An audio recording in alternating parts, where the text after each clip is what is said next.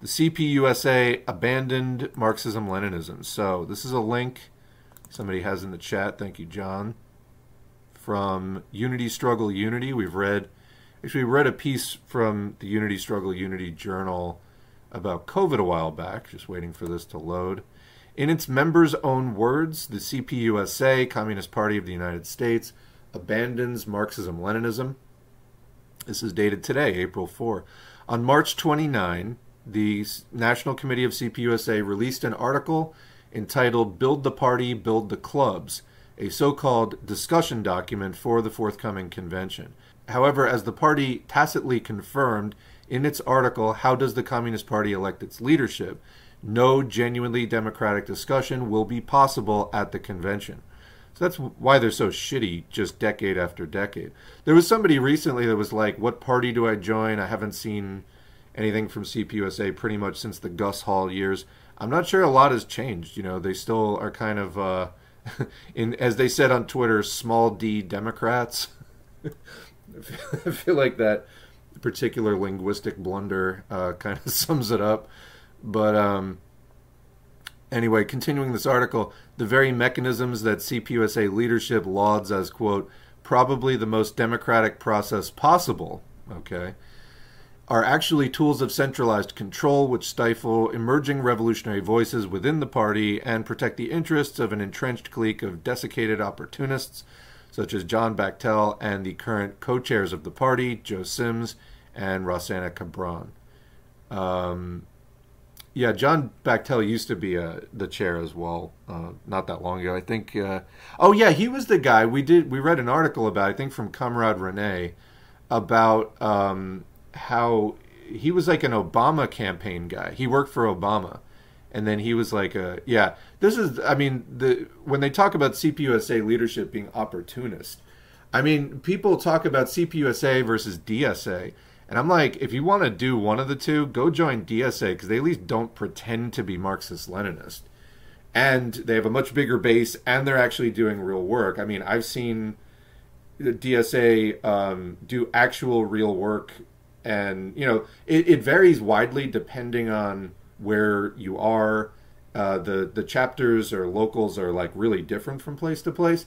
In some places, they're just as much, you know, a caucus of the Democratic Party and firmly, you know, opportunist with regard to the Democratic Party. There's other places where they're more independent and they're more, you know, it is more of an independent proletarian class perspective represented by the party and less opportunist. So anyway, yeah, if you're going to do one, do the bigger one that's doing real work. And if they're going to be opportunist and somewhat liberal, at least they can not pretend to be ML in the process.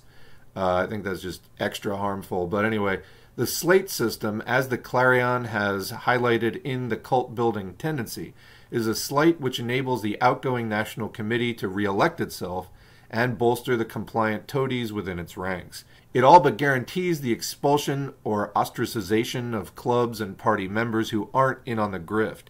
The dues must flow to the coffers of People's World, Workers' Education Society, and all the other shell corporations chaired by the aforementioned husks. After all, those who control the dues control the party. And what is that party? One would expect a party that is communist in name, as I would say, you know, the Communist Party of the United States is their name. You would expect them to espouse at least some communist principles about the forms that the party should take.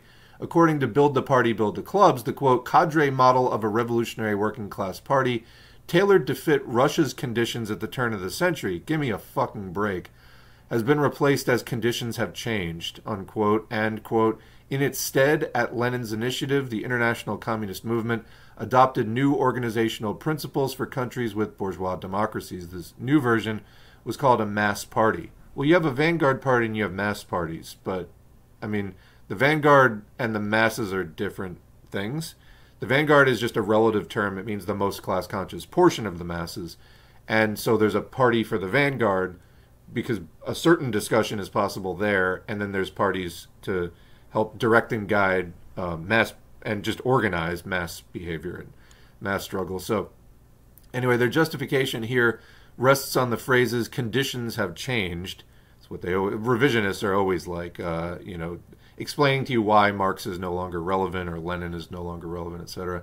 And on evoking, I mean, so the opposite of this is formalism, where you do just mindlessly copy forms regardless of conditions. But this is not one of those cases. So anyway, and on evoking Lenin's name to subvert his revolutionary formulations. They do not and cannot specify what has changed, nor can they quote Lenin directly at the risk of proving themselves to be liars and distorters. So this is actually like a pretty long article. Let's just skip down the last paragraph or two. Such organizations exist only to siphon dues and shove revolutionary energy and revolutionaries back toward the Democratic Party. Amen. Whether the CPUSA or some fragments of it can escape this dead alley is undetermined. The slow liquidation of the party has been an ongoing struggle since the party's earliest days. And, you know, to comment on that, that's what we're talking about in the Browderism playlist. When we come back to the Browderist playlist, it's going to be in the 1940s. And basically what Browder led was an effort to change the name of the Communist Party, but basically dissolve the Communist Party and create the CPA instead, which would not be a regular Communist Party. So they were liquidating the Communist Party. They had also withdrawn from the Communist International earlier than its disbanding, I think in 1941.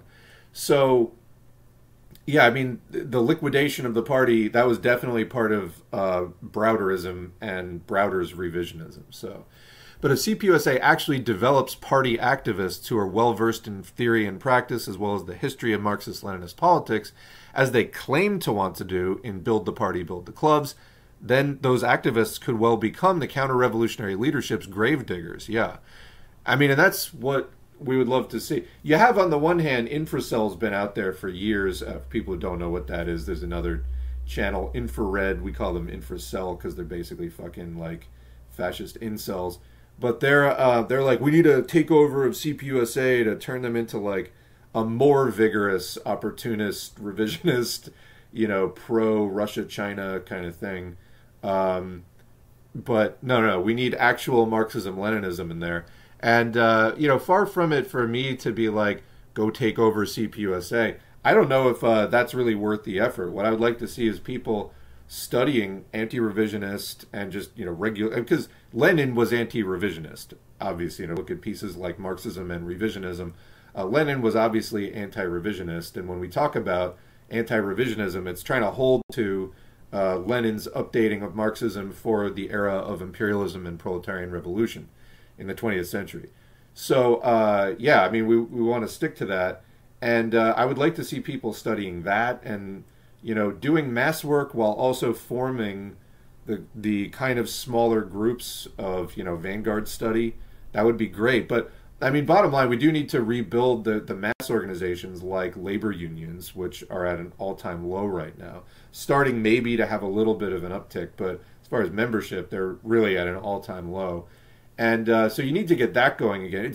In other words, it's not just a question of getting the right study groups going again. Absolutely not. We do need that so that when the labor movement gets going, we have some people that can give some advice and direction, and rather than just relying on spontaneous mistake making from start to finish, you know, trial and error. We don't need to do that.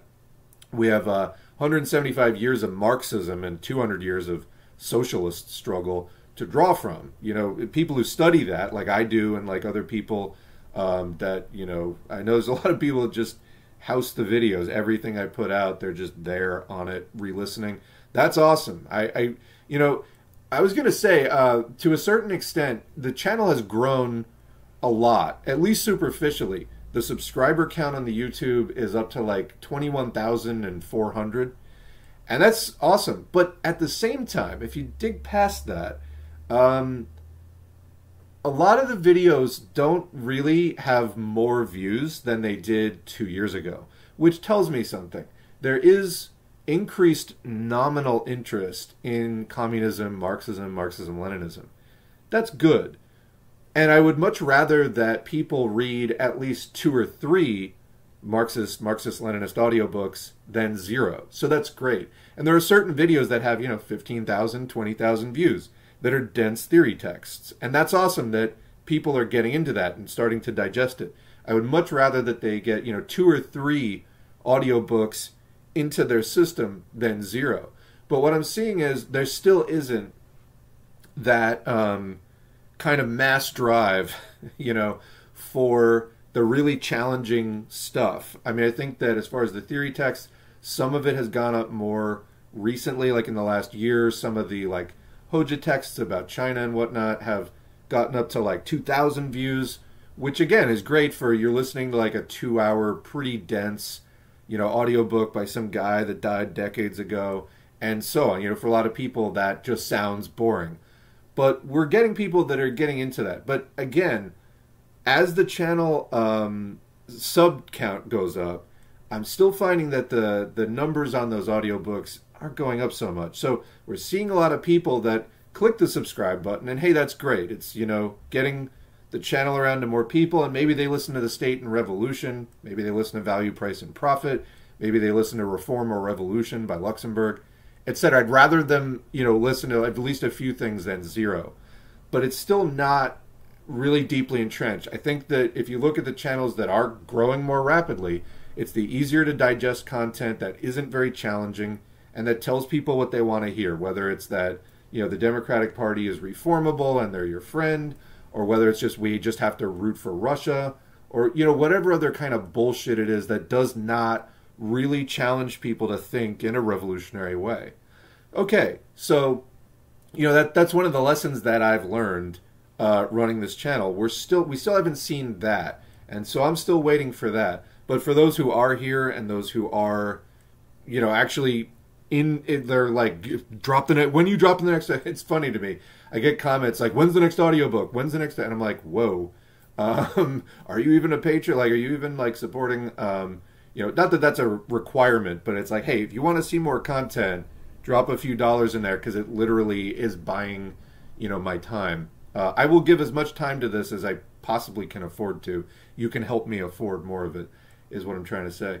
But yeah, it's just interesting to me that although the absolute, superficial numbers have gone up, there's a lot more subs now.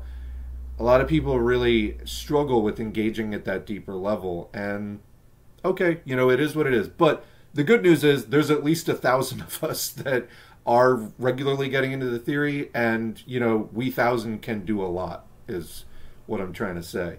And we'll see where that goes in the future. All right, let's finish this up. The true Marxist-Leninist strain, long asleep and seldom dominant within CPUSA, must awaken. What this strain does once it is awake remains to be seen. Perhaps the party can be purged of its revisionist and careerist leadership. And that's what I was saying before. Maybe it can, maybe it can't. I'm not trying to lead any specific effort. What I want to do is educate people, do general agitation, general education, and let you figure it out. I'll try to at least help people towards some more advanced conclusions. But as far as, the organizing, I'm not trying to dictate what you're doing as far as organizing. I'll give you a few of my opinions, but, we don't have any specific campaign on that. Anyway, more likely, however, than the party being purged of its revisionist and careerist leadership and being reconstituted is that these true Marxist-Leninists must extricate themselves, pull themselves out from the dead hulk that surrounds them, and join with the rest of the Marxist-Leninists in North America toward the foundation of a communist party that bridges the mystifying state lines of the U.S. and Canada. A communist party of sort of, Anglo-American North America, I guess. I don't, that's their goal, is the U.S. and Canada there. That threw me for a loop a little bit, I guess. But, it's true. Canada has a lot in common with the northern U.S. I think most of the population of Canada lives within 50 miles of the U.S. border, partly for climate reasons, but, it gets pretty cold up there. But anyway, whatever it is you're going to do, yeah, we do need a party, and we don't have that party yet. I don't know what that looks like. They're saying a U.S.-Canada party. I don't know. It could be. It could be. I have no idea. But what we need to do is get the struggle going as strong as we can. And when we read the economy stuff, I think there's going to be another 2008 type event in the next couple of years. It's not, it's 3 months away. Yeah, it's funny. You watch some of these investment channel things, and they do doom content every day. And so every video title is it's here. worse than you thought. The crash is not, you know, it's, and they're not wrong, but it's like they're announcing on a daily basis something that is a slow process. So it's kind of like watching a snail crawl across the room and it's like an inch closer now. It's like, okay, why don't you just update us when it's like a foot closer? How does that sound? But, and so, you know, they kind of make themselves sound a little bit silly sometimes. That said, you know, it's interesting watching the day by day, I think. Anyway, John, thanks for that link.